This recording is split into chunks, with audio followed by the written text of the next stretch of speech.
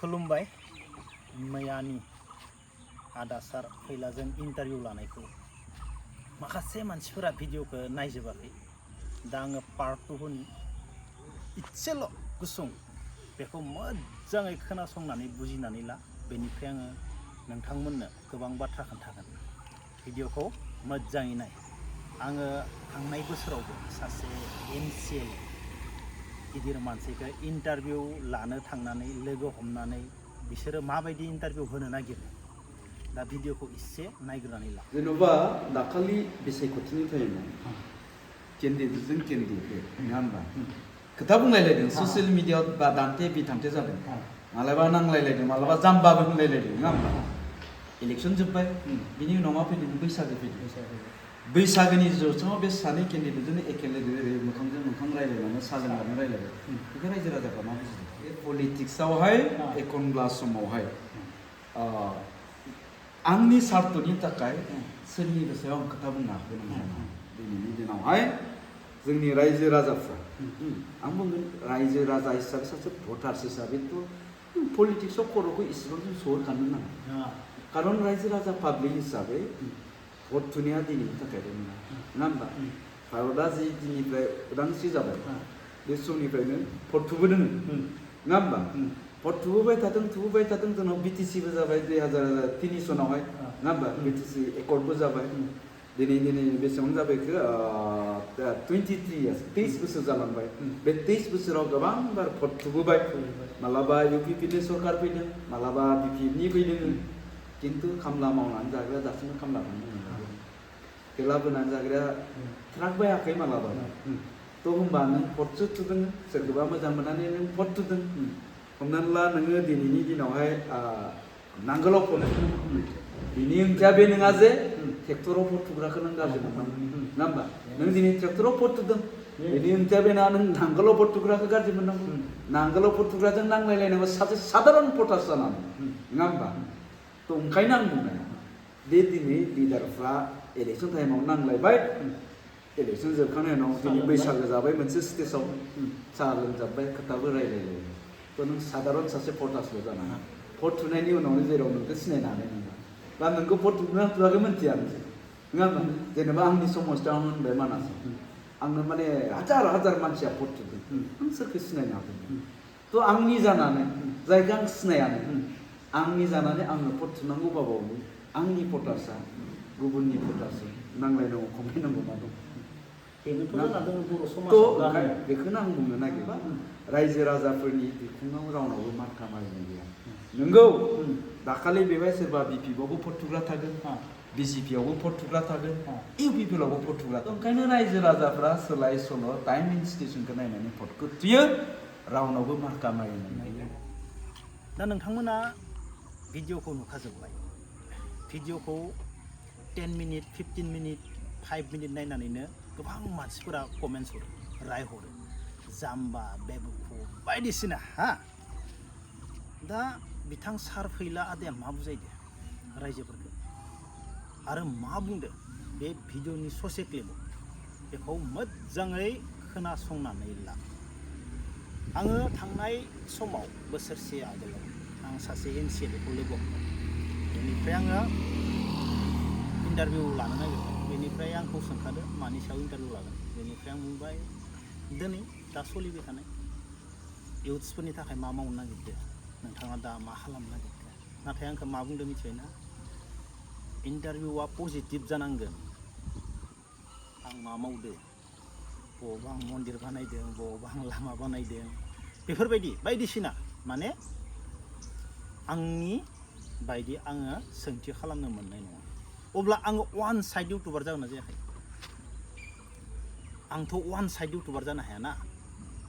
दिनै आङो इउपिपिएलनि बिथां सार आदामोनखौ सोंनांगोन आंथ' सोंबावाखैयानो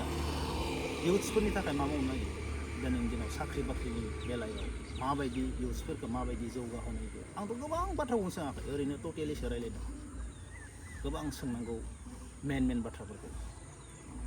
बेनिफ्राय माने गाव मा मावदों बेखौसो आङो इउटुब बानायनानै देखायनो हागोन बेसो इन्टारभिउ अब्लानिया मा जाखो आं वान साइड इउटुबार जाबाय आंथ' वान साइड इउटुबार जानो हाया दिनै आङो सोरबा इउपिपिएलनि सार आदामोनखो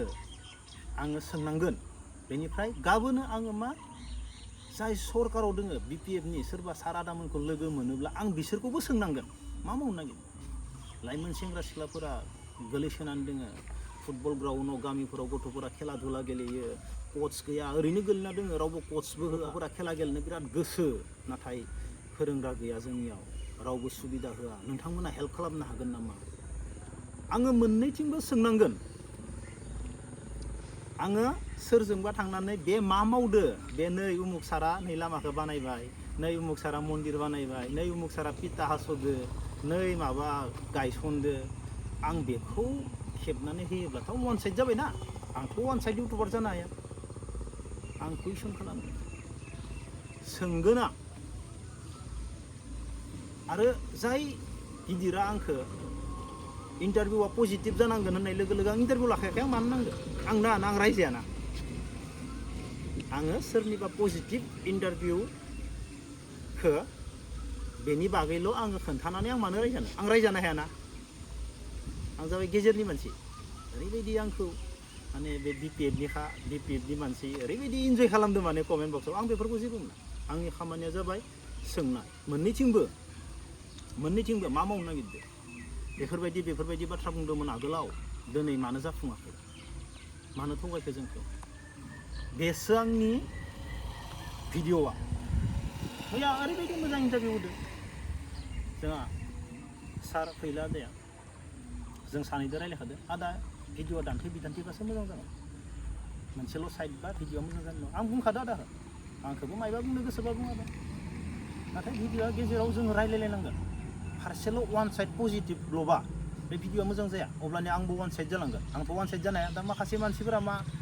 ओरैबायदि माने आंखौ माने बेलाय मा रोंगौ जाम्बा बेफोरबायदि जालांदों आरो बेफोर जेबो नङा दा फैला सार आदानि भिडिअ'खौ बे ससेखौ नायनानै मा बुजि मोनखो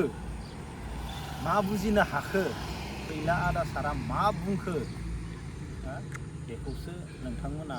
मोजाङै माने नोंसोरनि गोसोआव सोनानै खोनासंनाया मोजां ओरैनो सा भिडिअ'खौ ससे नायबाय कमेन्ट बक्सआव कमेन्ट लिरबाय बे नङा भिडिअ'खौ नायजोबनो हानांगोन धैर्य थानांगोन खोनासंजोबनो हानाय बेनिफ्रायसो कमेन्ट लिरनो हानांगोन फैला आदा सारा मा बुंदो सोरखौबा दैदेनगिरिफोरखौ लानानै नोंसोर नांलाय खमलाय जानानै खर'खौ सोसोमनानै मा जानो दा बेनो जादों ना आंनि भिडिअ'आव फैला आदा सारखौ इन्टारभिउ खालामनाय लोगो लोगो सोंनाय लोगो लोगो आं गाज्रि जालांदो थारमाने बिपिएफ जालांदो फैला आदा सारा मा बुंदो बे फैला आदा सारनि बाथ्राखौनो लानो हायाखै माथो कमेन्ट लिरग्राफोरा माखासेया मा लानो हाखो थाप्पा मारिनाय गैयानो सिनायाबो जानो हागौनो मा बुजिखो हाजार मानसिया भट थुगोन मा बुजिखो अब्लाथ' बेखौनो लानानै उल्था कमेन्ट लिरबाय आरो माखो रायखो इउपिपिएलनि इउटुबार्सखौबो बुंदों नों बिपिएफखौ सानफ्रोमबो गाज्रि बुंनानै मा लाबोनो नागिरदों मा बुंखो बे बाथ्राखौबो बुंबावदों सोरबा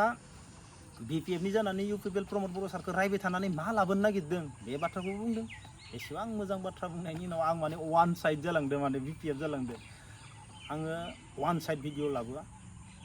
आं सोरनिबा पजिटिभखौबो आं इन्टारभिउ लाया आंनो होनांगोन बेबो आंखौ सोंथो खोथा गैया आंबो बेखौ सोंगोन आं सोंनो गोनां दङ इउथ्सफोरनि बागै खेला धुलानि बागै जोंनि फिल्डफोराव गोलैसोना थायो गथ'फोरा गोरिब गथ'फोरा गेलेफैयो जेबो सुबिदा गैया बल थोबसे थोबनै मोनो खेला फोरोंग्रा जोंनिया होनो हाया खेला धुलाया जायो गिदिर माने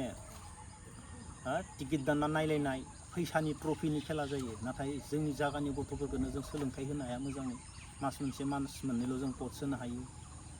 गोबां बाथ्रा सावरायनो दङ गोबां बाथ्रा सोंनो दङ सुरुआनो जायाखै आंनिया ओंखाराखैयानो जोबोर मोजां मोनदों मैयानि माखासे 100 जनसोनि कमेन्ट्सखौ नायनानै बेफोरबायदिनो कमेन्ट लिरबाय था अब्ला